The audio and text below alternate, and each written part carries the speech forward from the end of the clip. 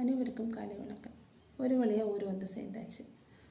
ஒரு 12:50 போகிற flight land ஆகிடுச்சு. ஒரு ½ அன் ஹவர்லேயே நாங்கள் வெளியே வந்துட்டோம். நல்லா பசி. வர வழியில் லுலுவில் ஏறி லஞ்சை முடிச்சுட்டு அப்படியே கிளம்பிட்டோம். ட்ரிவாண்ட்ரம் ஏர்போர்ட்லேருந்து எங்கள் வீட்டுக்கு வர்றதுக்கு 1.25 மணி நேரம் ட்ராவல் தான். 2023 அக்டோபர் 18 அன்றைக்கி தான் எங்கள் வீட்டுக்கு கிரகப்பிரவேசம் முடிஞ்சதுக்கப்புறமா 1 வீக் தான் நாங்கள் ஸ்டே பண்ணியிருந்தோம். ஹஸ்பண்டுக்கு ஆஃபீஸு, பசங்களுக்கு ஸ்கூல் ஆனதுனால சீக்கிரமாகவே கிளம்பிட்டோம்.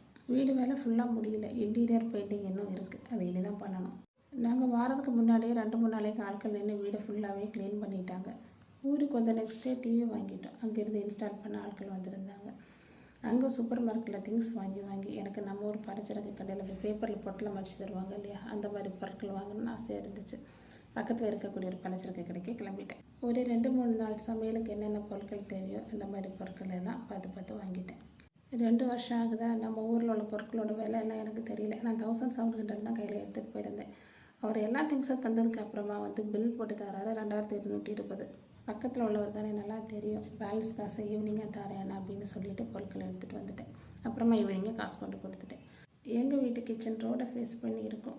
டைம் பாஸ் ஆகும். நல்லா போரே அடிக்காது. அப்படியே வெளியே பார்த்துட்டே சமைக்கலாம். வீடியோ பிடிச்சிருந்தா லைக் பண்ணுங்கள், கமெண்ட் பண்ணுங்கள். தேங்க்ஸ் ஃபார் வாட்சிங்.